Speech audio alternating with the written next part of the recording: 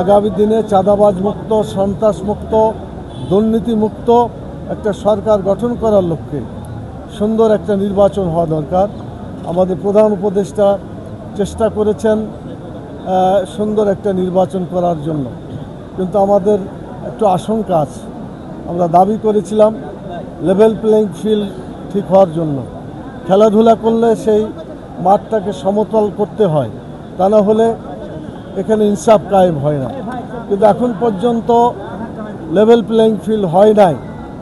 আপনারা দেখেছেন যে বিভিন্ন রাজনৈতিক দলের মধ্যে তাদের সাথে ট্রিটমেন্টটা সমতার লক্ষ্য করে হচ্ছে না।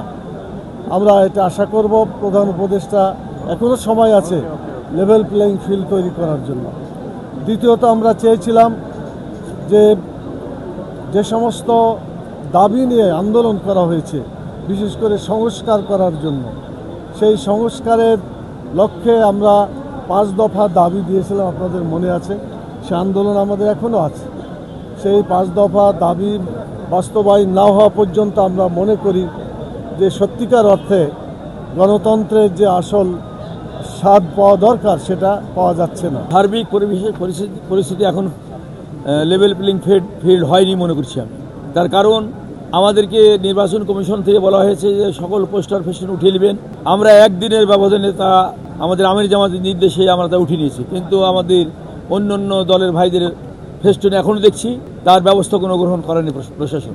আমরা ইতিমধ্যেই আমরা প্রপাগান্ডা বন্ধ করে দিয়েছি, আমরা লিফলেট বিতরণ বন্ধ করেছি, আমরা র্যালি বন্ধ করেছি, কিন্তু অন্য ভাইরা লিফলেট বিতরণ গতকালকেও লিফলেট দিয়ে তারা ভোটের প্রচারণা করেছে।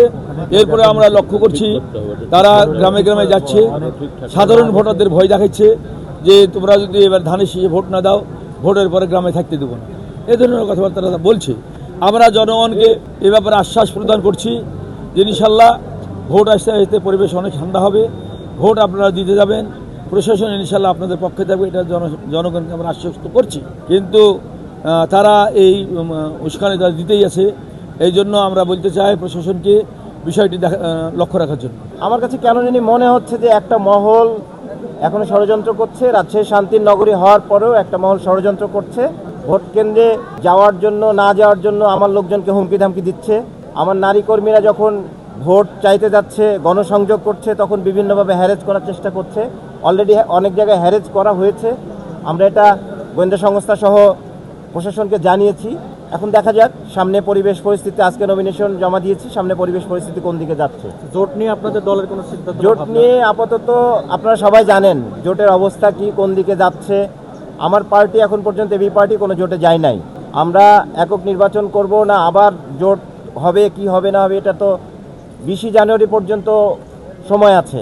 আসলে রাজনীতিতে শেষ বলে কোনো কথা নেই। আর এবি পার্টির রাজনীতি দায় দরদের রাজনীতি। আমরা সেবার রাজনীতি নিয়ে আসছি রাজশাহীতে।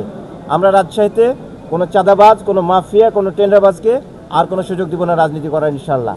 আমার বয়স 36 বছর 37 বছর। যারা রাজশাহীতে 36-37 বছর দিয়ে ধরে রাজনীতি নিয়ে খেলাধুলা করেছে, আমরা তরুণ প্রজন্ম এই রাজনীতিক নিয়ে খেলাধুলাটা বন্ধ করতে চাই। ইনশাল্লাহ রাজশাহীর জনগণ আমার পাশে আছে। আমি তরুণ প্রজন্মের ক্যান্ডিডেট হিসাবে যে সাড়া পাচ্ছি, ইনশাল্লাহ ভালো কিছু সম্ভব। ইনশাল্লাহ ভালো কিছু সামনে ওয়েট করছে। আসলে জেতাটাই আদর্শ না, লড়াইটাই আদর্শ আমার কাছে।